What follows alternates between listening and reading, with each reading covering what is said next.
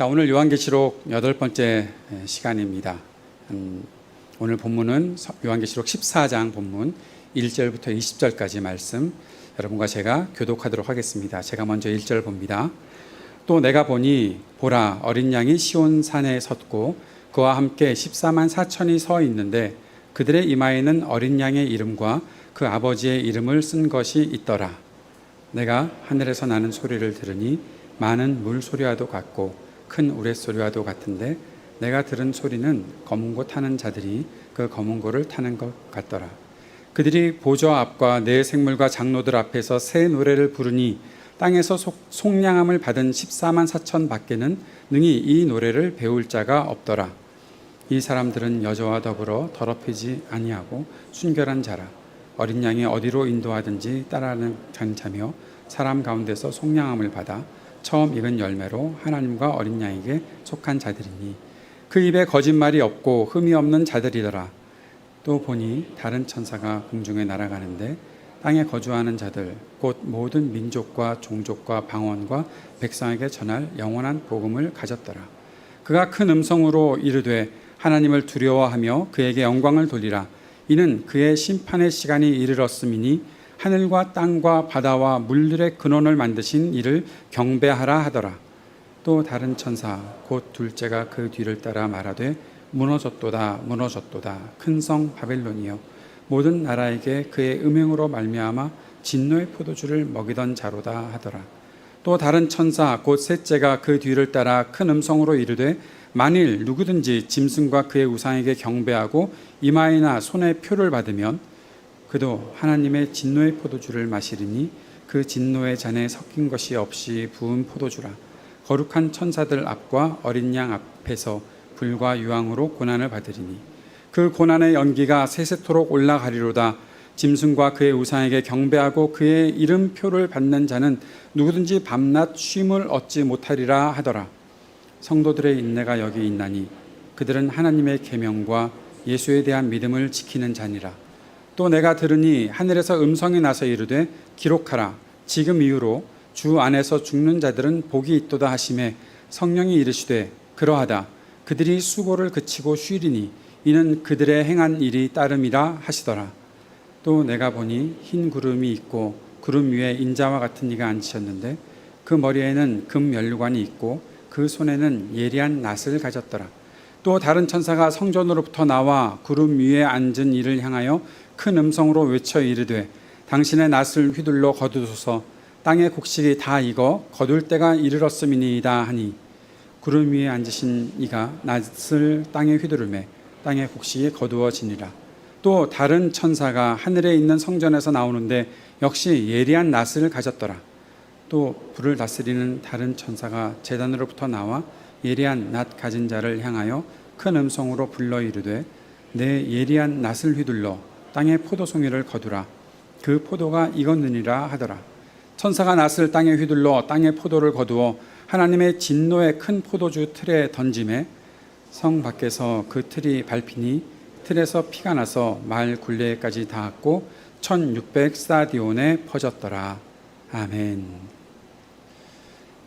네, 요한계시록 말씀 묵상하시면서 어떠한 일상을 보내고 계십니까? 일상과 요한계시록이 무슨 상관이냐? 그냥 요한계시록은 요한계시록대로 보면 되고 내 일상은 내 일상인데 그게 무슨 관계가 있을까? 그 정도 생각하고 지내시는 분도 혹시 있을지 모르지만 말씀 묵상이라는 것은 그 말씀이 오늘 나의 삶에 어떠한 의미를 주고 있나? 내 삶을 어떻게 보게 하는가? 내가 그 말씀을 비추어서 나를 오늘 바라보았을 때 하나님은 나에게 어떠한 기대를 가지고 계시는가? 내가 하나님의 말씀을 어떻게 끝까지 순종하며 살아갈 수 있을까? 계속 그런 고민을 하면서 그러한 생각을 하면서 우리가 하나님 말씀을 받아야 하는 것이죠. 그래서 소원하기는 요한계시록을 9월 말까지 우리가 묵상을 하는데 그 안에서 여러분의 삶이 계시록 말씀을 통해 우리의 삶이 비추어져 있으면 좋겠고 또 그 말씀 안에서 내가 변화가 일어나야 되고 또 조금 더 하나님 앞에 가까이 나아가야 하는 그러한 말씀이 있다면 그 말씀들을 잘 받고 기억하고 또 잘 기록해서 서로가 또 나눌 수 있는 그런 시간을 가졌으면 좋겠습니다. 아멘. 네. 네. 아멘 하신 거죠? 맞죠? 네. 잘 안 들려서. 예, 오늘 14장 본문을 읽었는데 14장 본문은 크게 세 부분으로 나누어 볼 수가 있습니다. 첫 번째는 1절부터 5절까지는 시온산 위에 서 있는 어린 양 그리고 14만 4천 명에 대한 말씀이 있고 6절에서 13절까지에서는 새 천사가 나타나서 선포하는 말씀들이 있고 14절부터 20절까지는 수확이 일어나고 있는데 그 수확이 두 가지의 모습으로 드러나고 있는 것을 볼 수 있습니다. 먼저 1절부터 5절까지의 말씀을 보면 저는 이 구절을 예배와 정결의 공동체에 대한 말씀이다라고 보았습니다. 먼저 보면 어린 양이 시온산에 섰다라는 말씀이 있죠. 시온산, 시온. 저는 시온 하면 이렇게 마음에 확 와닿는 게 제 딸 이름이 시온이라 뭐 다른 생각을 할 겨를이 없습니다. 시온 그러면 그냥 제 딸이 생각나고 쟤구나 뭐 그런 생각을 하고서 지내는 거죠. 제가 왜 시온이라는 이름을 정했을까요? 궁금하지 않으세요? 제가 둘째가 없는 이유는 시온보다 더 좋은 이름을 못 지을 것 같아서 둘째가 없는데 제가 성경을 읽다가 시온이라는 것에 이렇게 제 마음이 확 꽂혔었는데 시온이라는 이름의 그 어원에 들어가 보면 드라이랜드, 아주 바싹 마른 땅이라는 뜻이에요. 근데 왜 하나님은 그 바싹 마른 땅에 하나님의 백성들을 불러 모으실까라는 궁금함이 생겼어요. 그리고 깊이 묵상하던 중에 그런 생각을 하나 하게 됐어요. 내가 살아가고 있는 삶 속에서 다른 것들을 의지하지 않고 그냥 일상적으로 일어나는 여러 가지 그러한 일들, 그 속에서 내가 받아 먹을 것들을 의지하지 않고 하나님이 내려주시는 비, 하나님이 내려주시는 은혜, 하나님이 내려주시는 공급을 의지하고 살아가는 삶을 살게끔 하나님의 백성들은 하나님께서 공급해 주시는 것을 받고 사는 것이 하나님의 백성이다. 그 사실을 알게끔 하나님은 이 시온으로 사람들을 불러 모으시는구나. 그래서 제 딸은 하나님이 주시는 것만 먹고 살아야 돼요. 제가 주는 거 먹고 살면 안 돼요. 하나님이 주시는 것만 먹고 살아야 돼요. 그냥 그거예요. 그게 신앙의 고백인 거죠. 여러분, 우리도 다 마찬가지 아닙니까? 하나님이 오늘 우리들에게 공급을 끊으시면 우리가 살아갈 수 있는 방법이 있습니까? 보통 예의상 고개를 흔드시면서 이렇게 아니요 그렇게 하실 텐데 옛날에 그런 얘기를 했다고 하잖아요. 전쟁 때 먹을 것도 없었다 그러면 애들이 라면 끓여 먹으면 되지, 냉장고에 뭐 먹을 거 많은데 왜 그걸 못 먹냐, 이해 못하는 애들이 그런 얘기를 했다고 하잖아요. 그런데 우리도 비슷한 것 같아요. 하나님이 공급 끊으시면 뭐 집에서 내가 알아서 통장에서 돈 찾아서 그걸로 먹고 살면 되지 뭐. 그런 식으로 우리와 하나님과의 관계가 뭔가 좀 희미해진 것은 아닌가라는 생각이 드는 거죠. 어린 양이 시온산에 섰다라는 말씀은 이곳이 죽임당한 어린 양, 그 어린 양이 시온산에 섰다는 것은 우리가 하나님의 은혜를 받는 사람들이구나. 하나님이 나를 인도해 주시는구나. 어린 양은 비록 죽임을 당하셨지만 그 죽임당한 어린 양을 바라보면서 그 안에서 하나님께서 내게 내려주시는 은혜가 있다. 그 사실을 내가 고백하며 살아간다. 이것이 나의 믿음이다. 그것을 선포하는 것이 시온산에 섰는 어린 양을 바라보는 사람들의 모습인 것이죠. 그리고 그 사람들이 14만 4천 명이다 라는 것을 말해주고 있죠. 이 14만 4천 명에 대해서 뭐 다른 여러 가지 우리가 해석들은 다 들었으니까 저는 앞에 13장과 연결시켜서 이 14만 4천을 그렇게 표현하고 싶습니다. 표가 아닌 인침을 받은 사람들, 표를 의지하고 사는 사람들이 아닌 하나님의 인침을 의지하고 사는 사람들. 표는 무엇입니까? 표는 결국 이 땅에서 내가 경제활동을 하기 위해 사람들로부터 인정받을 수 있는 모든 것들, 내가 의지하고 살아가는 이 땅의 것들, 그것이 없으면 안 된다고 사람들이 말하니까 나도 사람들처럼 똑같이 그렇게 살아가는 그런 모습들, 그것을 가지고 살아가는 것이 표를 받은 사람들의 모습이었잖아요. 당시에 이 사람들에게는, 요한계시록 당시의 사람들에게는 로마의 그 정권 하에서 그 앞에서 안에서 계속해서 그들이 만들어내는 그런 경제 활동과 구조 속에 내가 있어야 살아가는데 그거 없으면 못 살 것 같은데 라고 생각하며 그 표를 받는 사람들이 있었다면, 인침을 받은 사람들은 죽임당한 어린 양, 그가 우리들에게 보여주신 것은 죽임당한 것이고 정말 패배한 것 같아 보이지만 그 속에 우선 우리가 들었던 사자의 음성, 승리하셨다, 하나님께서 승리하셨다라는 그 사자의 음성을 분명히 듣고 그 죽임당한 어린 양을 보면서도 승리에 대한 확신을 가지고 살아가는 사람들, 그 성령의 인치심을 받아서 나는 분명히 확인합니다, 나는 하나님의 인도하심과 하나님의 도우심과 하나님의 붙잡아 주심으로 살아갈 수 있습니다 라고 고백하는 사람들, 그 사람들이 인침을 받은 사람들이죠. 사랑하는 여러분, 표를 의지하지 말고 인침을 의지하고 살아가는 여러분 되시기를 바랍니다. 이 땅에서 사람들이 야 이거 있어야 돼 저거 있어야 돼 얘기하더라도 그런 것들에 귀 기울이는 것이 아니라 나는 하나님께서 주시는 것을 의지하며 살겠습니다라는 그런 믿음의 고백이 우리 안에 있어야 하겠지요. 그 이마에 있는 것이 무엇입니까? 어린 양의 이름과 그 아버지의 이름을 쓴 것이 그 이마에 있었다. 그들의 소속을 말하는 거죠. 왜 이것이 이마에 있습니까? 여러 가지 의미가 있겠지만 우선 생각하라고 이마에 주신 것이 아니겠나. 여러분, 오늘도 생각하셔야 됩니다. 나는 하나님의 인침을 받은 사람이다. 어린 양의 이름이 내 이마에 써져 있다. 그 아버지의 이름이 내 이마에 있다. 그것이 이렇게 보여야 되는 것이죠. 옆에 분을 한번 보십시오. 그게 있나 없나. 어린 양의 이름이 이마에 있나. 없으면 빨리 써드리세요. 이렇게 아버지의 이름을 써드리세요. 있어야지. 야, 이건 있어야지. 오늘은 뭐 어쩔 수 없고 내일 또 아침에 일어나시면 화장을 하시면서 어린 양 아버지 이마에 써놓고 그렇게 드러나야 되는 거예요. 내가 사람들 앞에 나갔을 때 사람들이 나를 보고 당신은 어린 양의 이름을 의지하는 사람이네, 당신은 아버지의 이름을 의지하는 사람이네, 그것이 우리들에게 보여야 되는 거예요. 그것이 증언하는 삶의 시작인 것이죠. 예수 믿는 거 뭐 그렇게 티내고 지냅니까? 밖에 나가서 기도할 때는 뭐 식사 기도할 때 사람들 눈치 보면서 살짝 기도 한 척 만 척 하면서 그렇게 숨어서 지내야 되는 거 아닙니까? 그렇게 얘기하시는 분들이 있을지도 모르나, 여러분, 식사 기도가 얼마나 중요한 건지 모르십니까? 내가 식사 기도하는 모습을 보고 어떤 사람이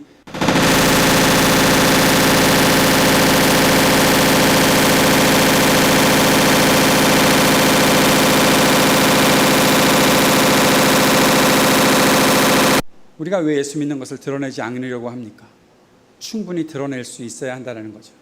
그래서 이마에 써놓으라는 겁니다. 다시 한번 옆에 있는 분에게 써놓고 지냅시다 말씀해 주세요. 써놓고 지냅시다. 뭘 써놓은지도 또 모르시면서 그러시면 안 되고 충분히 써놓고 지낼 수 있어야 되겠습니다. 그런데 그들이 모여있는 곳에서 새로운 노래가 있습니다. 하늘에서 나는 새 노래가 있다고 합니다. 하늘 예배에 동참하는 땅 위의 예배 공동체가 부를 노래가 있습니다. 새 노래라는 것은 무엇인가 하면 하나님의 속량함, 하나님의 대속하심, 그 은혜를 누린 사람들만이 말할 수 있는 그 경험, 그 언어, 바로 예배의 언어인 것이죠. 사랑하는 여러분, 여러분은 하나님을 찬양하는 고백을 항상 입에 달고 사십니까? 우리의 입에서 나오는 찬양은 하나님의 그 은혜를 경험한 사람다운 그러한 믿음의 고백이고 찬양의 고백이고 그 노래들이 내 속에서 항상 흘러나오고 있습니까? 우리에게는 어떤 언어가 하나님께 드려지고 있나요? 하나님을 아는 사람, 하나님의 백성은 하나님의 이름을 높일 수 있는 찬양의 고백이 있어야 합니다. 죽임을 당하신 어린 양이 보좌에 계신 이와 어린 양께 이 찬송 두 곡을 한 달 동안 부르고 있는데 이 고백을 하면서 이 찬양을 들으면서 이것이 나의 삶의 고백입니다. 내가 주님을 바라보고 있습니다. 내가 죽임당한 어린 양을 향해 내 마음을 두고 있습니다. 그 믿음의 고백으로, 그 가슴 벅찬 고백으로 하나님을 찬양하는 그 고백이 우리에게 있어야 하는 것이죠. 그것이 바로 하늘에서 나는 새 노래가 아닌가, 저는 분명히 그렇게 생각을 합니다. 사랑하는 여러분, 우리 교회, 보성교회 안에 이러한 찬양의 고백이 넘치기를 바랍니다. 이 세상을 향해서 하나님을 향한 그 찬송의 고백을 더 큰 소리로, 더 확실하게 들을 수 있는 우리 모두가 될 수 있기를 바랍니다.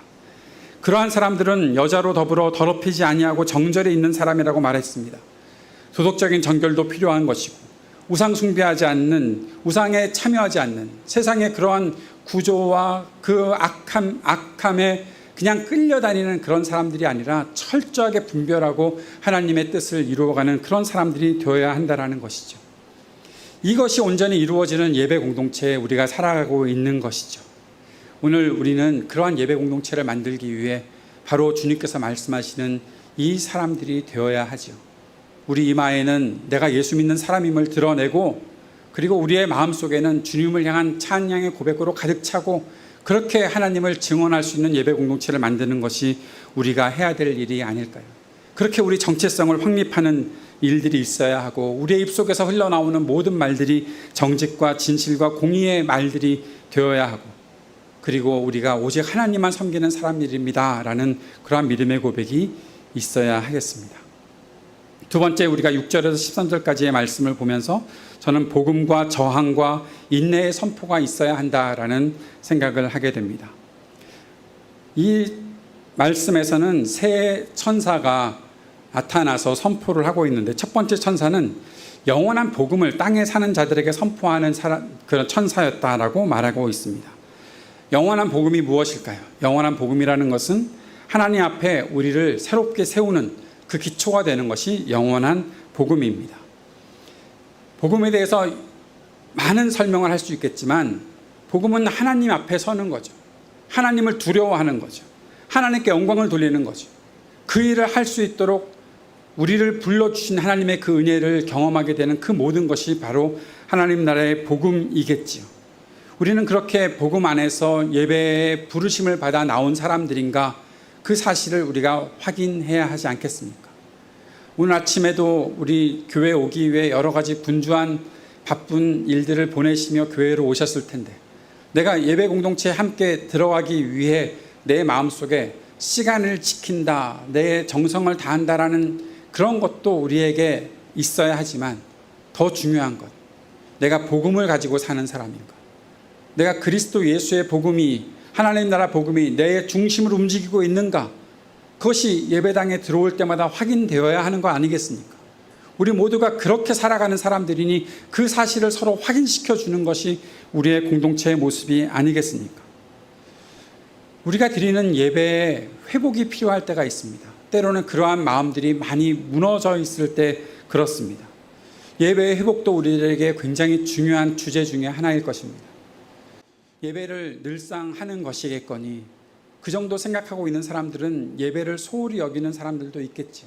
특별히 공동체 예배, 그것보다 내 삶이 더 중요하지 생각하는 사람들도 있겠죠. 그러나 왜 우리 믿음의 선진들은 예배에 목숨을 걸고 살았습니까? 예배를 온전히 드리기 위해 애쓰며 살았습니까?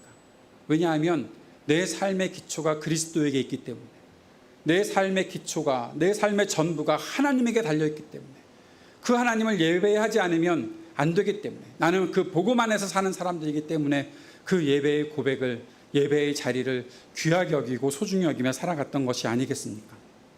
예배는 단순히 찬송 부르고 시간 정해서 모이고 하고 끝나는 것이 아니지요. 진짜 나의 삶에 있어서 내 삶을 울리고 내 삶을 움직이는 것은 하나님 나라의 복음입니다라고 말할 수 있는 사람들이 모여서 함께 외치는 것이 예배의 선포이고 예배의 고백이 되어야 하는 것이죠. 첫째 천사는 우리에게 그 사실을 증거해 주고 있습니다. 둘째 천사가 나타나서 선언하는 것이 있습니다. 무너졌다, 바벨론이 무너졌다라는 그 소식입니다. 바벨론이 무너졌다는 것은 우상적 체제가, 또 부패한 정치가 다 무너질 것이다라는 선포입니다.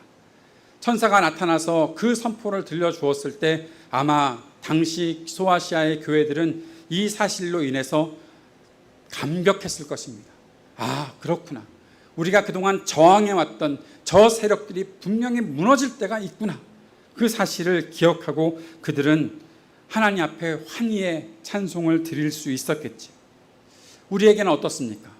우리의 눈에 거대해 보이는 것들이 있죠. 도저히 거스를 수 없는 것들처럼 다가오는 것들이 있죠. 어떠한 위기가 그럴 수도 있고 우리가 살고 있는 삶의 체제들이 그럴 수도 있고 그것이 어떻게 무너지겠어? 어떻게 그것을 우리가 극복할 수 있겠어? 라고 생각할지 모르나 우리가 분명히 믿는 것은 우리는 하나님 나라를 따라 사는 사람들이니 그것의 최종 승리를 이미 확신하고 신뢰하고 사는 사람들이니 이 땅에 그러한 불의한 것들은 다 무너질 것이다 라는 분명한 선언을 우리 마음속에 품고 살아가야 하는 것이죠. 사랑하는 여러분, 그래서 절대로 주눅들지 마십시오. 세상 앞에서 주눅들어 살지 마십시오. 당당하게 살아갈 수 있어야 합니다. 우리는 한없이 겸손한 그리스도의 백성들이지만 언제나 당당할 수 있는 주의 백성임을 기억할 수 있어야 하는 것입니다. 바벨론의 체제는 무너질 것입니다. 이 땅에 그 거대하게 보이는 것들은 분명히 무너질 것입니다. 하나님의 정의 앞에서, 하나님의 심판 앞에서 견딜 수 있는 불의와 죄악은 이 땅에 아무것도 없습니다. 세 번째 천사가 선포하고 있습니다. 짐승에게 경배하고 표를 받은 자들에 대해서 심판을 경고하고 있는 거죠. 단순히 종말론적 선포가 아닙니다. 지금 이 시대에도 오늘날의 어떠한 시스템에 편승해서 살아가는 신자들에 대한 경고입니다. 교회에 나와서 예배 드리는 것 같아 보이지만, 교회에 나와서 크리스찬처럼 보이지만 지금도 살아가는 모습들은 결국 세상의 것들에 그저 그냥 기대어 살아가고 있는 그러한 모습들을 가지고 사는 사람들에 대해서 경고하시는 겁니다. 너 하나님의 이러한 일들이 있는데 어떻게 너 그냥 그렇게 버틸 수가 있니? 너 어떻게 양다리 걸치고 사는 것처럼 그렇게 살아갈 수가 있니? 경고하시는 것입니다. 무너질 것들은 무너지고 영원히 설 것은 영원히 서게 될 텐데 너 어느 편에 설 거니? 라고 경고하시는 것이죠. 이러한 일들이 있을 때 우리들에게 필요한 것이 있습니다. 바로 성도들의 인내와 믿음이죠. 하나님의 계명과 예수에 대한 믿음을 지키는 사람들, 그 계명을 지키고 인내하며 살아가는 사람들, 예배하면서 그 정체성을 바르게 알고 그리고 복음을 증언하며 살아가는 사람들, 어려움이 있고 고난의 길이 있지만 그러나 그 모든 것들을 참아 견뎌내면서 끝까지 복음을 증언하며 사는 그 사람들을 이 땅에 드러내는 사람들, 성도들에게는 그러한 인내와 믿음이 필요하다고 강조하고 있는 것입니다. 그리고 그들에게 선포하는 것이 있는데 바로 복이 있는 자라는 선포입니다. 여러분, 우리들은 하나님의 복을 받은 사람들입니다. 믿으십니까? 복이 뭔지 아십니까? 복이 뭡니까? 복에 대해서 금방 답변을 못 하시는 이유 중에 하나는 복에 대해서 관심이 없기 때문입니다. 솔직하게 생각해 보십시오. 정말 복에 대해서 관심이 있으십니까?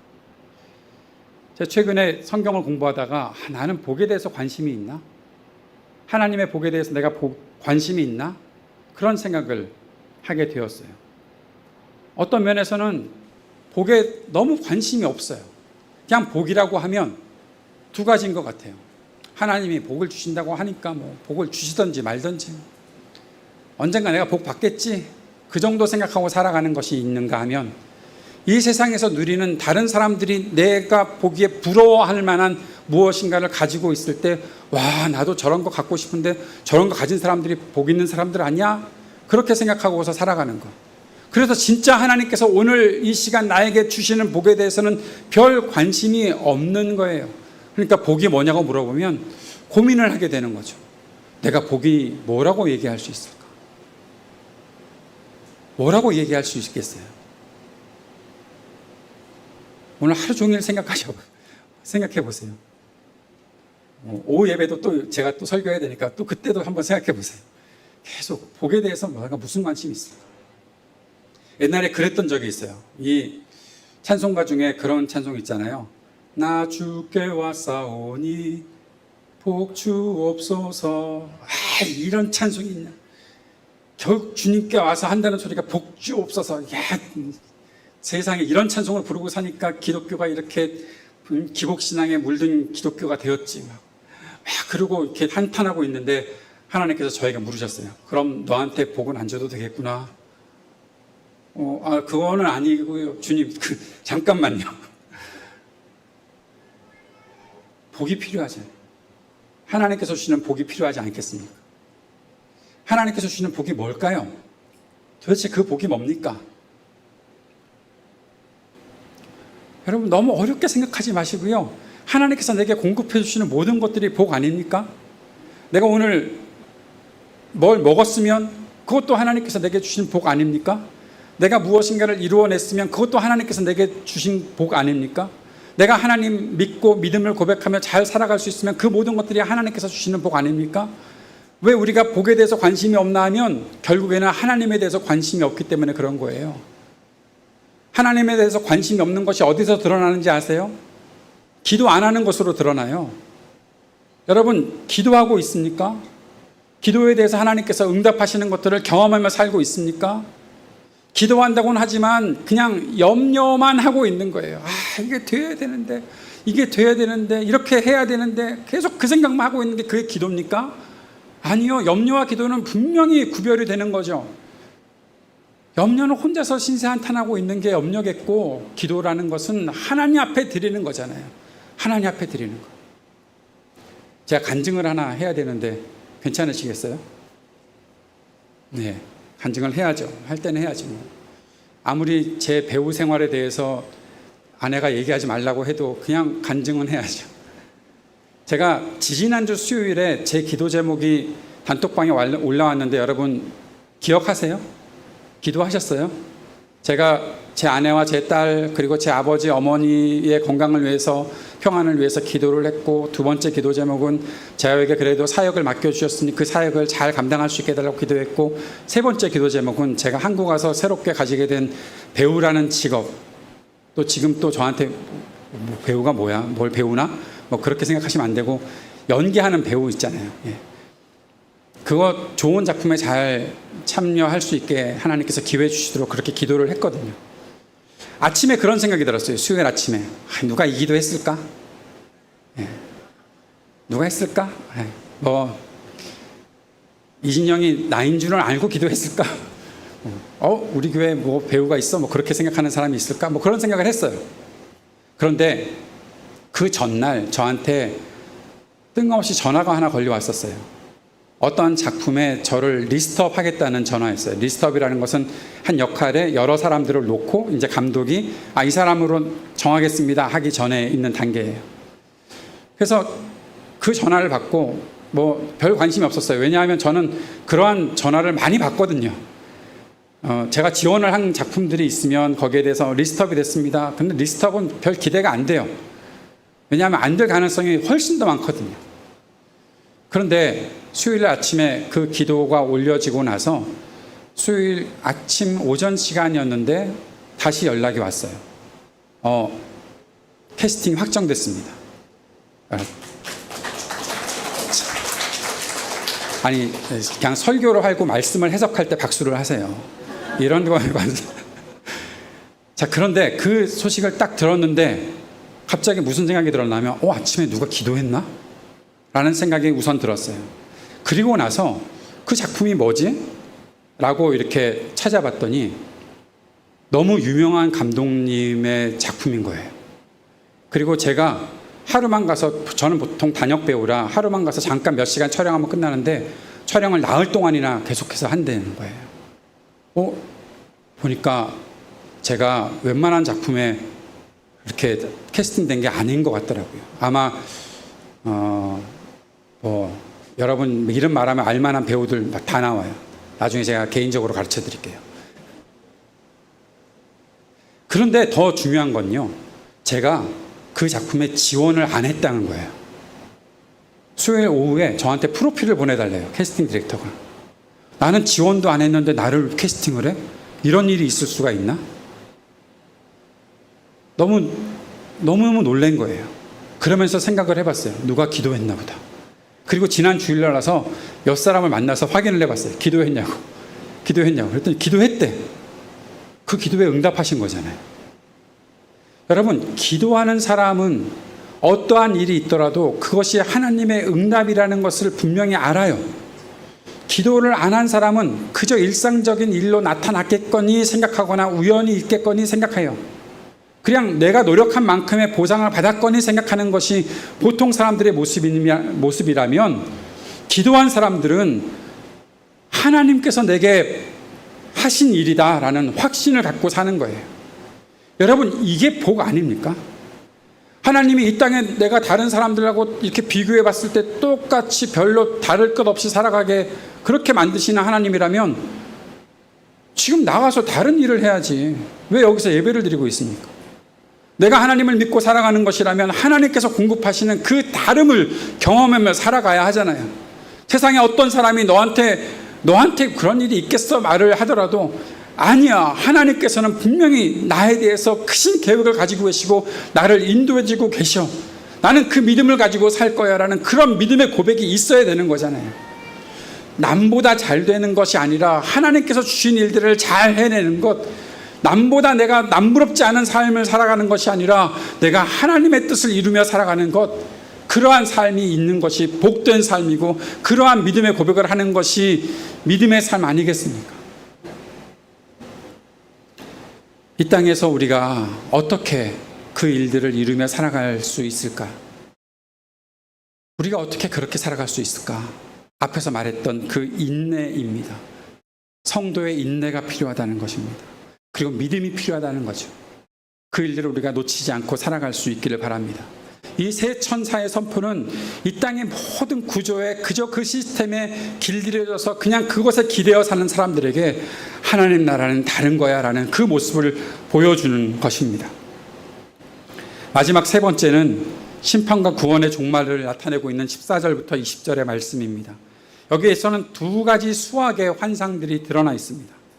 첫 번째 수학은 알곡을 추수하는 거예요. 하나님께서 구원하시는 백성들을 구원하신다라는 것이에요. 믿음의 열매를 거두시는 우리 구원의 주님을 바라보게 하는 것입니다. 두 번째 수학은 포도 수학을 나타내고 있는데, 이것은 심판을 상징하고 있는 거예요.